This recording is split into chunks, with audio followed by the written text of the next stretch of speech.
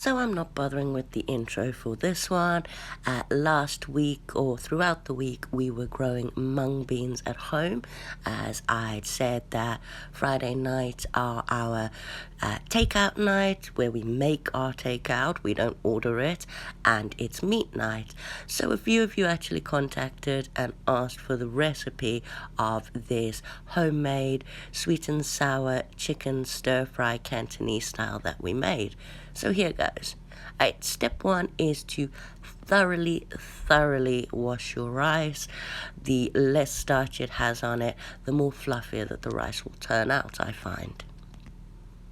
Now I'm cooking rice for all four of us, but we're only going to be doing the kids' meal in the video, as I'll be doing Daddy and I separately.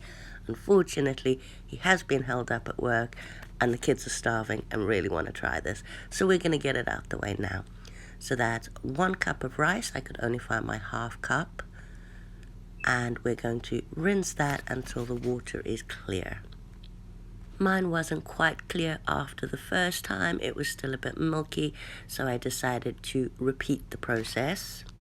And after another good rinse, it was finally clear. So to my 1 cup of rice, I'm adding 2 cups of cold water. So however much rice you use, just use double the amount of water. And then a pinch of sea salt. I made a big mess. So a pinch of sea salt. We use pink Himalayan sea salt. Then pop it on the hob on the highest heat and bring it to a boil. Make sure that the pan that you're using does have a well-fitting lid. While that's heating up, it's time to prep the chicken, and my kids do prefer chicken thigh to chicken breast.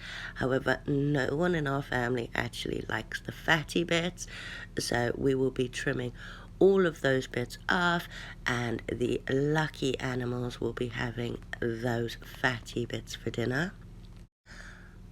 What's left over will then be cut into thin strips, ensuring that all your strips are as close to the same size as possible, as this will help them all cook evenly. My rice is now boiling away nicely, so I'm going to turn that down to the lowest heat and pop that lid on and allow that to simmer for around 15 minutes, checking on it at the 15-minute mark to check if it's ready.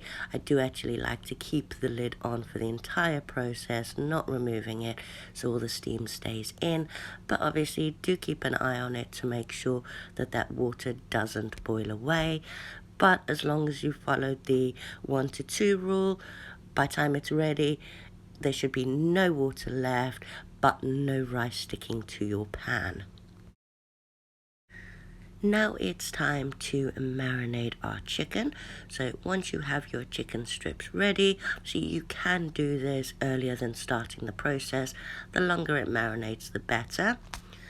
And I'm going to separate those as well as I can at this stage, but don't worry, the ingredients we use will help them separate once we put them in the crispy coating.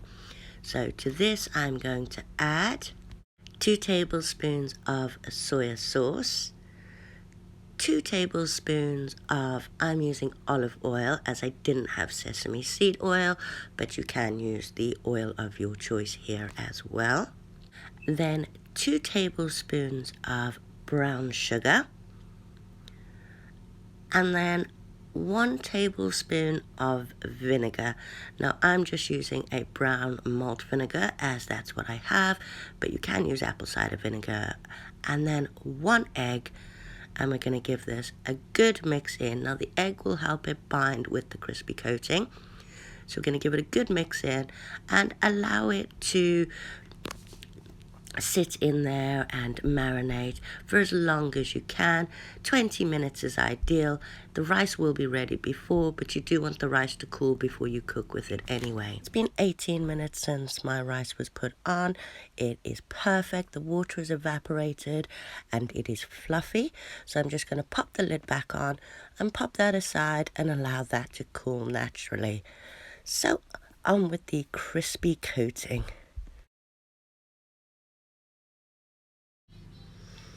So for the crispy coating, we have 1 cup of all-purpose flour, 1 cup of cornstarch.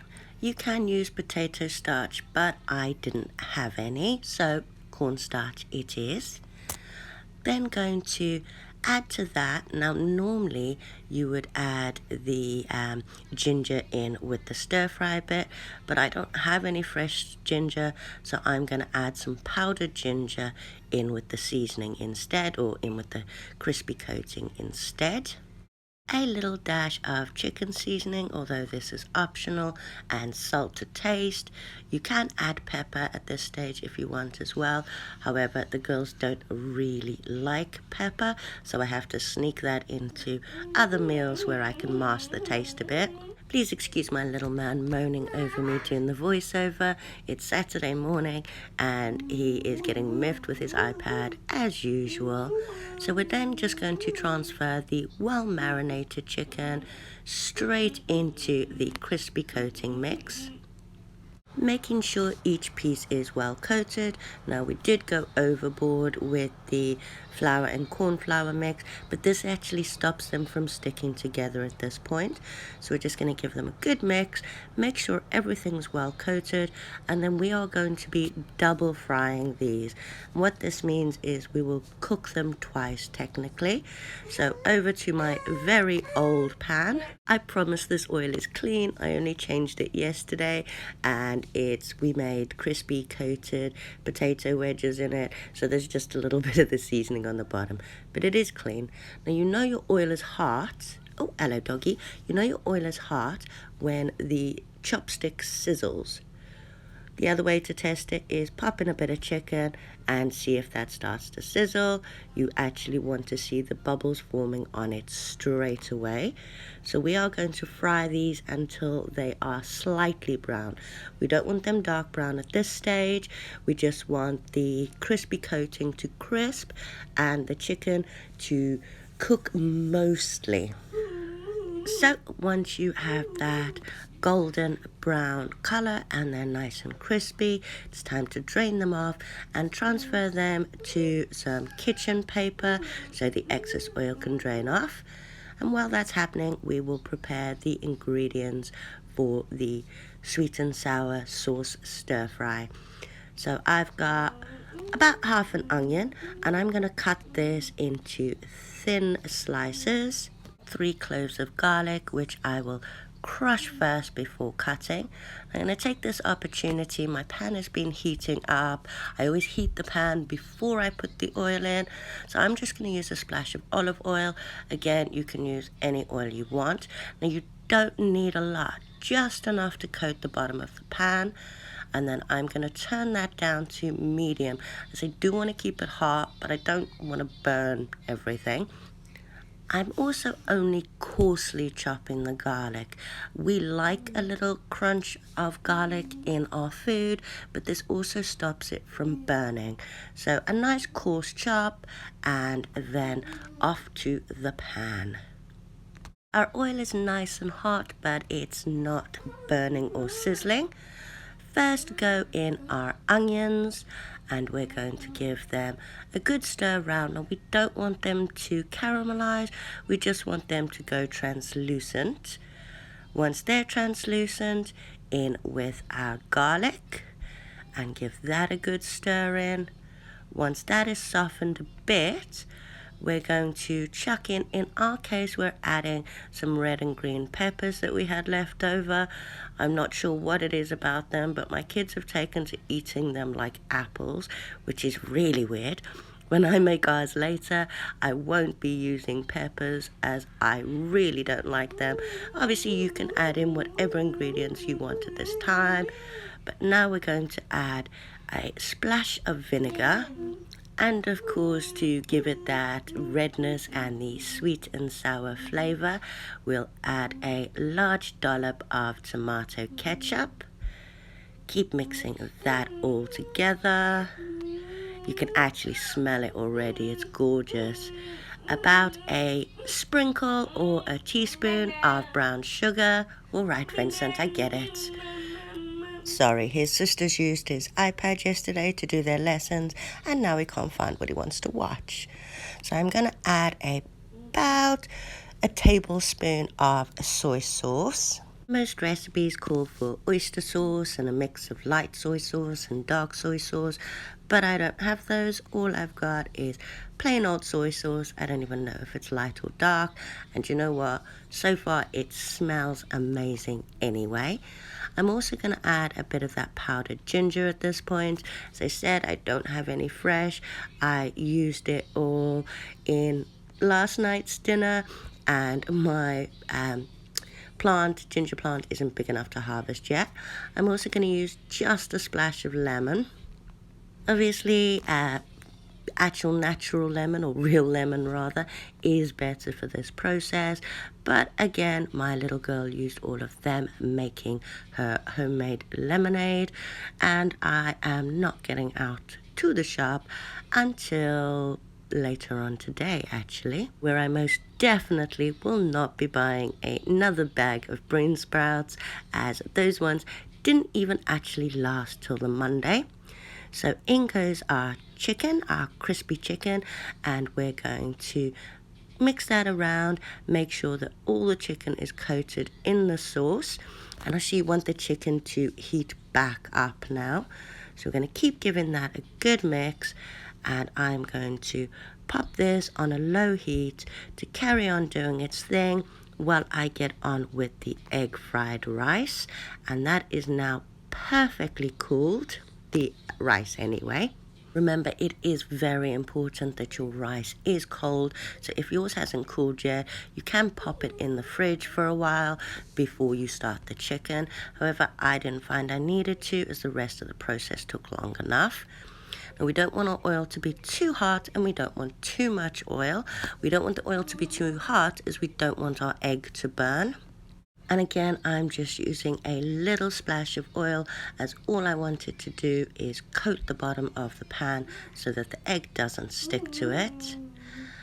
I'm then going to chop up some spring onions. I will be keeping those ends with the roots, as I'll be popping them in water and seeing if I can regrow them and get some more free spring onions. So I'm just going to chop up about half of this spring onion, as my kids actually do love it, but of course this isn't necessary. Now, of course, I forgot to readjust my camera angle at this point, but I think you'll be able to get the gist from the third of a pan that you can see. I'm using 1 egg for the 2 portions for the girls, and using my chopsticks, I'm basically just scrambling it. Now, you don't need to use chopsticks, however, I do find that it gives a more authentic, believe it or not, egg fried rice. So I am just going to cook this, scrambling it until it's mostly cooked. We do want just a little bit runny at this point, as remember, you are going to be putting the rice in as well, and it will continue to cook. So once you get that runny scrambled consistency, in go the green onions or the spring onions. As I said, if you don't like spring onions, don't add them. Then add your rice and stir till that is all mixed in with the egg. So keep mixing that till everything is all mixed together. Then again, absolutely optional, but I like to add a dash of soy sauce at this point. Give that a good mix in, and you do want to keep mixing at this point until it reaches temperature, so you want it to be hot. Then pop it aside and back to our chicken. Now, if your sauce is thickened too much at this point, you can either add more sauce or you could add some water to thin it down a bit, but we like ours quite thick. And then our very special final ingredient. Now, we do put these in at the end because we like them crunchy, but you can put them in earlier if you like yours softer. But our mung bean shoots that we spent last week growing. We'll give them a good mix in too, so they all get incorporated into that sauce. But then we are done. It's just time to serve up. This recipe was so fun and easy, even growing the bean sprouts ourselves. The girls have offered to help make daddies when he gets in, and they're even starting off their own mung beans tonight. Let us know in the comment section down below if you enjoyed this recipe, if you give it a go. We do love reading your comments.